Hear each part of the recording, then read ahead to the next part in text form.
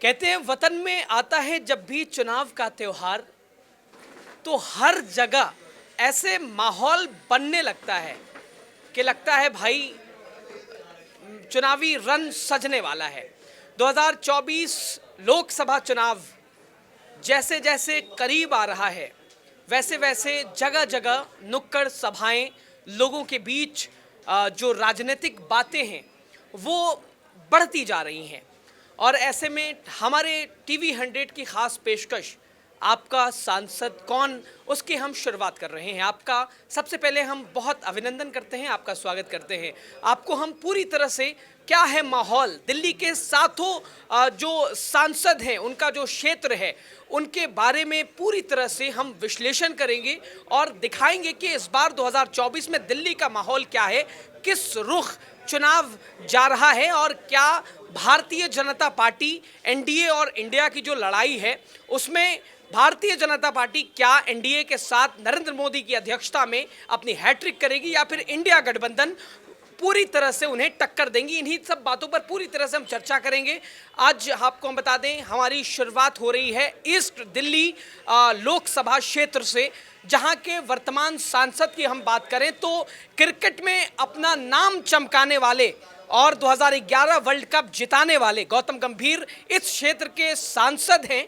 और हम समझने की कोशिश करेंगे यहाँ की जनता से कि क्या गौतम गंभीर ने क्रिकेट के और आपका दिल जीता होगा, लेकिन क्या आपके सांसद के तौर पर उन्होंने कितना काम किया, कितना विकास किया, कितनी बार आपसे मिले और विकास का कितना काम किया। भारतीय जनता पार्टी के सांसद हैं और आपको 2019 का थोड़ा सा आंकड़ा बताएं तो भाजपा की ओर से गौतम गंभीर ने यहां से बाजी मारी थी, जो कि ईस्ट दिल्ली लोकसभा क्षेत्र से, और दूसरे नंबर पर अरविंदर सिंह लवली कांग्रेस से थे, उन्होंने वो दूसरे नंबर पर रहे, और तीसरे नंबर पर आम आदमी पार्टी से आतिशी सिंह रही। लेकिन मिलाजुला के हम बात चर्चा की शुरुआत करेंगे क्या है 2024 का माहौल। सबसे पहले सर क्या नाम हुआ आपका? मेरा नाम मुस्तफीज़ है।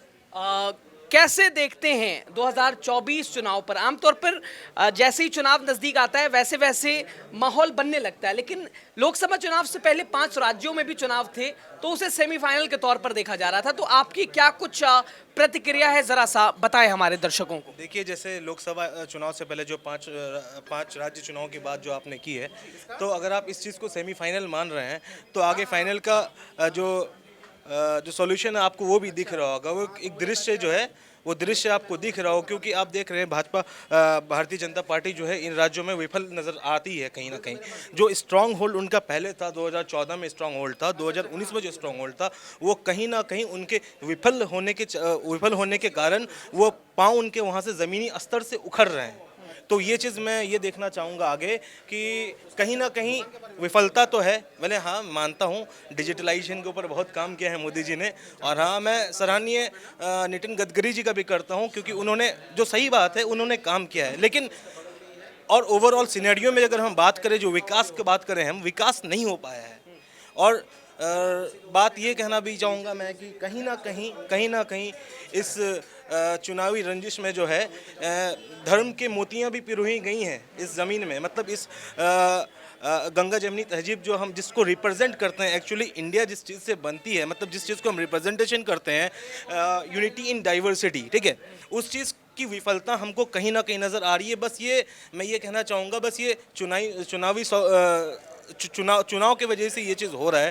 तो मैं अपने प्रतिक्रिया ये देना चाहूँगा, कहीं ना कहीं भारतीय जनता पार्टी विफल तो हो रही है इस चीज़ में। सर विफल हो रही है, लेकिन आपने एक तरफ तारीफ भी करी है, तो कहीं ना कहीं क्या तीसरा मौका देना चाह रहे हैं क्या? नहीं, तीसरा मौका मैं ये नहीं कहना चाहूँगा। देखिए, जो चीज़ सराहनीय है हमको उन चीज़ की तारीफ करनी चाहिए। उनका देखिए, the thing which should be appreciated should be appreciated, the things which should be appreciated should be appreciated. क्योंकि अगर कोई काम अच्छा करती है तो उस चीज़ को हमको सराहनीय करना चाहिए, उसकी तारीफ हमें करनी चाहिए। लेकिन उस अच्छे काम की वजह से जो काम गलत हो रहा है हम उसको तो नहीं छुपा सकते ना।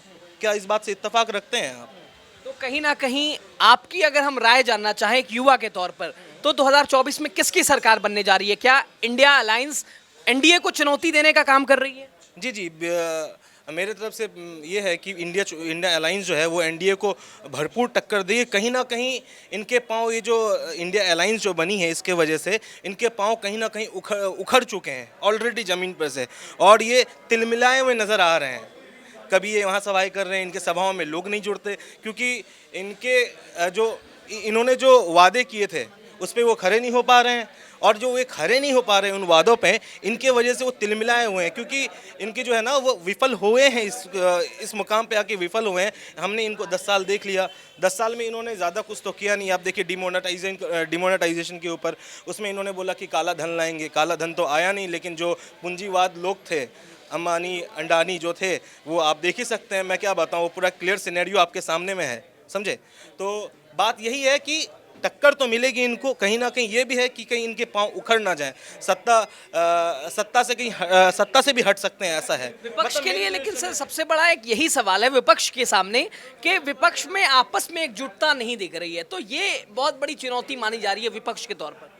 देखिए, विपक्ष की जो एकजुटता की बात करेंगे आप, तो मैं ये कहना चाहूँगा जैसे हमारी उंगलियां हैं, हाथों की उंगलियां, वो भी एक नहीं है, वहाँ कॉन्फ्लिक्ट ऑफ ओपिनियंस होते हैं। मैं मानता हूँ उस बात को, क्योंकि अगर आप 10 लोग अगर किसी 10 जगह से आएंगे, 10 बैकग्राउंड से आएंगे, तो वहाँ conflict of interest, conflict of opinions होगा।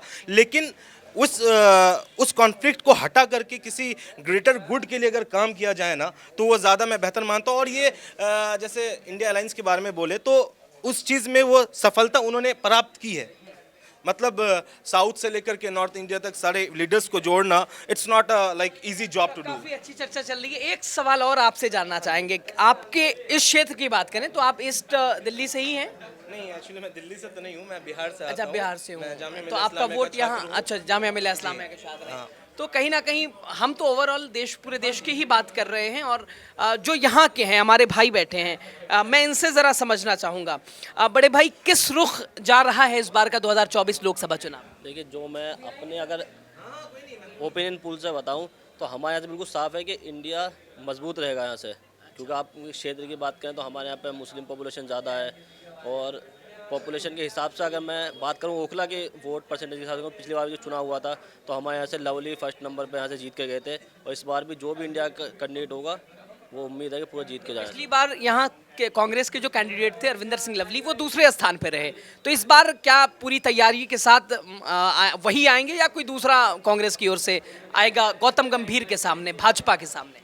देखिए, मैं अपना जो बता दूं, मैं थोड़ा सा कांग्रेस माइंडेड का भी आदमी हूं, तो जो भी पार्टी की तरफ से कैंडिडेट यहाँ उतारा जाएगा हम उसके साथ रहेंगे, उससे चुनाव लड़ाएंगे। गौतम गंभीर से संतुष्ट हैं या नहीं, उनके काम से, उनके विकास? तो आज 5 साल हो गए यहाँ पे, उन्होंने देखा ही नहीं कि सांसद हमारा है कौन, क्योंकि ना वो ओखला में आए, ना उन्होंने यहाँ पे कुछ विकास करा, ना काम करा। तो हमारा तो कुछ यही नहीं पता कि वो काम कर रहे हैं नहीं कर रहे, क्योंकि हमने 5 साल अपना सांसद ही नहीं देखा हमारा सांसद है कौन, तो हम आगे कैसे उम्मीद करें, कैसे उनको वोट दे दें। कांग्रेस की ओर से अगर बात करें तो लास्ट ईयर क्या गलतियां हो गई कि एक खिलाड़ी एक सियासतदान को पछाड़ देता है?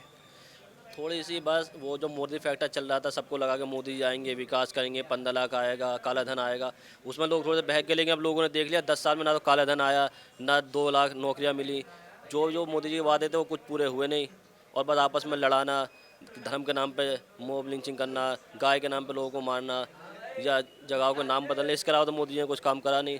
तो इस बार शायद, क्योंकि अब गठबंधन कर गए, महागठबंधन हुआ है, इंडिया का गठबंधन हुआ, सारे बड़े लीडर्स एक साथ हैं, तो इस बार लगता है कुछ चेंजिंग आएगी। हम अपने भाई से ही बात करते हैं जिनसे बढ़िया चर्चा हो रही थी। तो मिला जुला के सर, सोशल डिवीज़न से जो पॉलिटिक्स अफेक्ट होती है, तो ये इसे आप कितना खतरनाक मानते हैं लोकतंत्र के तौर पर? अगर आप सोशल एस्पेक्ट के बारे में बोले जिससे पॉलिटिक्स को नुकसान होता है, डेमोक्रेसी के लिए तो सबसे ज़्यादा खतरनाक है। जैसे हम लोगों ने थ्योरीज में भी पढ़ी होंगी, मतलब एक डेमोक्रेसी की मतलब क्या है, मतलब धर्मनिरपेक्षता के ऊपर आकर के सोशल डिवीजन, कास्टिज्म, जितना कुछ है उन सबको इरेडिकेट करके as a person of a nation we need to vote. Okay, तो ऐसा है, तो ये चीज़ अगर कहीं इन चीज़ों में, इन चीज़ का फिर से अगर इन्फ्लक्स होगा, सोशल डिवीजन, अगर कास्टिज्म पे बात कर लें आप, रिलीजियसिटी की बात कर लें आप, तो यहाँ पे ये चीज़ विफल तो नज़र आ रही है, क्योंकि विद इन अगर ग्लोबल सिनेरियो हम देखें तो हम उस चीज़ को रिप्रेजेंट करते हैं, लेकिन हम और जैसे आप देखे होंगे कि अभी फिलहाल धर्म के नाम पे जितने भी दंगे होंगे वो तो सारा कुछ like they are the spectators, okay, the world is watching on us and we are being failed with in that scenario. तो इस चीज़ से मैं बहुत आहत हूँ कि हम यहाँ पे फेल होते हुए नज़र आ रहे हैं। जिस चीज़ को हम रिप्रेजेंट करते हैं वर्ल्ड लेवल पे, ग्लोबल सिनेरियो पे, जिस चीज़ को हम ग्लोबल एरिना में जिस चीज़ को रिप्रेजेंट करते हैं, उसी चीज़ में हम असफल हो रहे हैं। तो ये कहीं ना कहीं सोचने वाली बात है, लोगों को समझने वाली बात है। तो इस चीज़ पे मैं अल्लामा इकबाल साहब का एक शेर पढ़ना चाहूँगा जो उन्होंने पहले पढ़ा था, न समझोगे तो मिट जाओगे, न समझोगे तो मिट जाओगे ए हिंदुस्तान वालों, तुम्हारी दास्तां तक न रहेगी दास्तानों में। क्या बात है, बहुत बढ़िया। तो बहुत ज़बरदस्त चर्चा चल रही है और हमारा भी यही दोस्तों कहने का मतलब है कि ये चुनाव हम जाति धर्म से ऊपर उठकर जो हमारे लिए, हमारे देश के लिए विकास का काम करे, डेवलपमेंट का काम करे, हम उस ओर बढ़ें। और कहीं ना कहीं हम पूरी तरह से आपको दिखाने का प्रयास करेंगे कि 2024 चुनाव, लोकसभा चुनाव में इंडिया वर्सेस एनडीए का जो ये चुनाव है ये किस ओर जा रहा है, और इसके तौर पर हम पूरी तरह से एक स्टोरी के तौर पर आपको दिखाने का काम करेंगे। जी सर बताइए। जी, एक बात ये भी है, जैसे अभी विपक्ष ने जो ये काम किया है, जैसे अपने अलायंस का नाम जो इन्होंने इंडिया दिया है, ठीक है, तो इस चीज़ से जो है जो सत्तारूढ़ी दल है वो इस चीज़ से बहुत आहत है और बहुत घबराई हुई है कि इस चीज़ का नाम हम भारत में चेंज करें, मतलब इंडिया जैसे इंडिया की वजह से बहुत कुछ चेंज करने की भी नौबत आ गई, भारत लगाने, ऐसा भी आप हाँ, वो एस्पेक्ट आपने भी देखा होगा, कि कैसे तिलमिलाया। जैसे वर्ल्ड लेवल पे इन्होंने बोला कि हमें अब भारत के नाम, मतलब इंडिया से नाम हम भारत करेंगे, क्योंकि वर्ल्ड लेवल पे तो हम इंडिया के नाम पे ही रिप्रेजेंट होते हैं। आप कहीं भी चले जाइए, ओलंपिक्स में जाइए, वहाँ जाकर के उन्होंने नाम भारत का करने का। तो इस चीज़ से हमें ये समझ में आता है, इस चीज़ से कहीं ना कहीं तो भारतीय जनता पार्टी और एनडीए अलायंस तिलमिलाई हुई तो हैं, कुछ बात तो है इसमें। तो कहीं ना कहीं भारत और इंडिया तो इसे एक ही माना जाए ना। नहीं, भारत और इंडिया माना एक जाए, लेकिन एक नाम का जो है ना, लाइक अ नेम, वो जो है बहुत ज़्यादा इम्पैक्ट करती हैं चीज़ों पे, ठीक है। तो बात ये भी है, आपको इस एस्पेक्ट से भी देखना पड़ेगा। मैं सही कह रहा हूं, यहाँ तक सरकार जो करे ना करे, एनसीईआरटी ने कह दिया कि हमारी जितनी बुक्स से जहाँ जहाँ इंडिया है वहाँ हम भारत लगा देंगे। तो ये कहाँ तक इसे आप समझ रहे हैं? नहीं, देखिए बात सही है, like if the name is going to be change, the जो इस चीज़ का जो उठा रही है कदम, वो तो गवर्नमेंट ऑफ इंडिया ही उठाएंगी। और सत्तारूढ़ी दल में कौन है आपको ही पता है, भाजपा बीजेपी है। तो NCERT is the part of the government only, so they need to change, if the government is changing the name, they need to change the name over there also. The thing is that, तो नाम बहुत अच्छा रखा गया विपक्ष ने India के तौर पर, बहुत अच्छा नाम का गठन एक चीज किया। को रिजेंबल्स करने के लिए, like they need to get united and they need to vote after getting united, क्योंकि इस चीज़ को जो है कहीं ना कहीं जो बैड इन्फ्लक्स आ रही है, मतलब राजनीति में, जिसका चर्चा हमने पहले भी किया है, उस चीज़ को हराने के लिए अगर ये चीज़ उन्होंने एक कदम उठाया है आगे, तो ये कदम मैं मानता हूँ कि ये कदम अच्छा है। फिर पक्ष तो कह रहा है ये इंडिया गठबंधन नहीं है, ये इंडी गठबंधन है। पक्ष विपक्ष की बातें हैं, आरोप प्रति आरोप दोनों तरफ से ही चलती हैं। इस चीज़ पे मैं कोई कमेंट नहीं करना चाहूँगा कि चुनाव सरगर्मियाँ हैं, तो बात ये है कि आप कुछ उन पे आरोप लगाएंगे, ये कुछ इन पे आरोप लगाएंगे। टैक्टिक्स देखिए, टैक्टिक्स जो है ना दोनों तरफ से खेली जाती हैं, ठीक है, एक दूसरे को हो सके बदनाम करने के लिए या फिर अपने भलाई के लिए। तो टैक्टिक्स का जो मैं कहूँगा, टैक्टिक्स दोनों तरफ से हैं। आप किसी चीज़ को वो गुड वे में भी ले सकते हैं, किसी चीज़ को वो बैड वे में ले सकते हैं। तो the thing is like the overall scenario is being very clear with in this, like कहीं ना कहीं तो लाइक सत्तारूढ़ी दल जो है वो तिलमिलाई हुई तो हैं। आप इस बात से आप भी इत्तेफाक रखते होंगे।